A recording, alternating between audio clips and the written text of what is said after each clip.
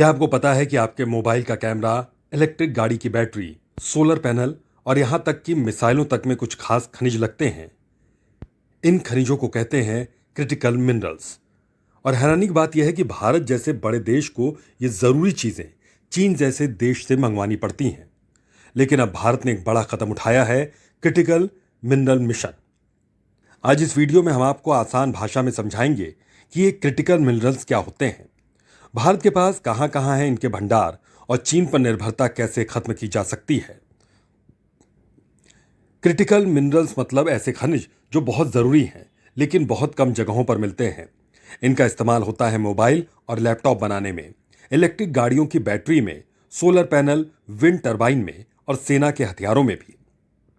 कुछ उदाहरण, मसलन लिथियम जो कि बैटरी में लगता है, कोबाल्ट मोबाइल और बैटरी में, rare earth elements camera, screen और मिसाइल सभी में इस्तेमाल किया जाता है।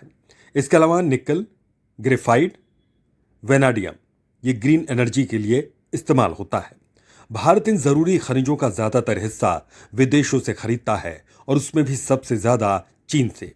भारत अपनी बैटरियों के लिए 80% लिथियम चीन से मंगवाता है।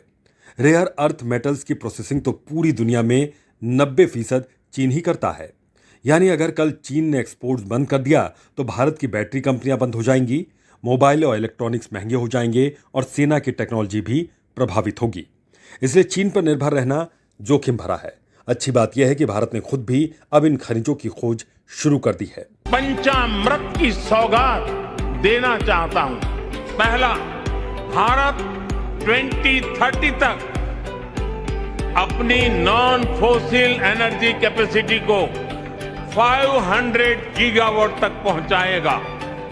दूसरा, भारत 2030 तक अपनी 50% एनर्जी रिक्वायरमेंट रिन्यूएबल एनर्जी से पूरी करेगा।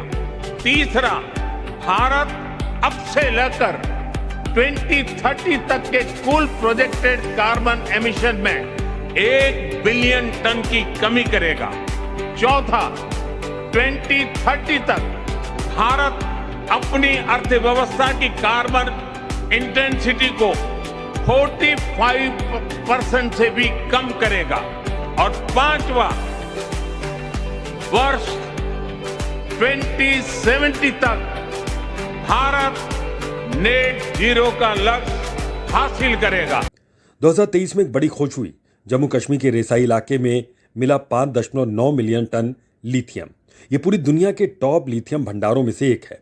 इसके अलावा केरल, ओडिशा और आंध्र प्रदेश में रेयर अर्थ मेटल्स मिले। झारखंड, गोवा और नागालैंड में कोबाल्ट और निकल। तमिलनाडु, मेघालय में ग्रेफाइट और वेनाडियम। राजस्थान और कर्नाटक में भी संभावनाएं देखी जा रही हैं। यानी अब भारत को बाहर से सब कुछ लाने की जरूरत नहीं, बस उन्हें निकालने और साफ करने की तकनीक चाहिए। अब सरकार ने समस्या को समझ लिया है और एक मिशन शुरू किया है, क्रिटिकल मिनरल मिशन 2030। इसमें 3 बड़े काम हो रहे हैं। भारत ने 30 खास खनिजों की लिस्ट बनाई है, जैसे lithium, cobalt, tungsten, titanium, rare earth वगैरह। अब इन सब पर सबसे ज्यादा ध्यान दिया जाएगा। काबिल नाम की कंपनी बनाई गई है। इसका काम है बाहर के देशों जैसे कि अर्जेंटीना, चिली और अफ्रीका से मिनरल्स लाना, जहां ज्यादा भंडारण है। अब भारत अपने ही देश में खनिज खोजेगा। प्राइवेट कंपनियों को भी माइनिंग में मौका मिलेगा। प्रोसेसिंग की टेक्नोलॉजी भी भारत में लाई जाएगी। सरकार का टारगेट है 2030 तक क्रिटिकल मिनरल्स में आत्मनिर्भर बनना। सिर्फ खनिज खोज लेना काफी नहीं होगा, भारत को इन बातों पर भी काम करना होगा कि माइनिंग को तेज किया जाए। इसके अलावा प्रोसेसिंग टेक्नोलॉजी में भी ज्यादा से ज्यादा निवेश करना होगा। एक्सपोर्ट पर निर्भरता बहुत कम करनी होगी। लोकल कंपनियों को सपोर्ट देना होगा। विदेशी कंपनियों से टेक्नोलॉजी भी लानी होगी। चीन ने यही किया और आज पूरी दुनिया उसके ऊपर निर्भर होने लगी है। भारत भी अब पीछे नहीं रह सकता। दोस्तों, क्रिटिकल मिनरल्स की लड़ाई असल में भविष्य की दौड़ है। जो देश इन खनिजों पर कंट्रोल करेगा वही मोबाइल बनाएगा, वही गाड़ियां बनाएगा, वही हथियार बनाएगा।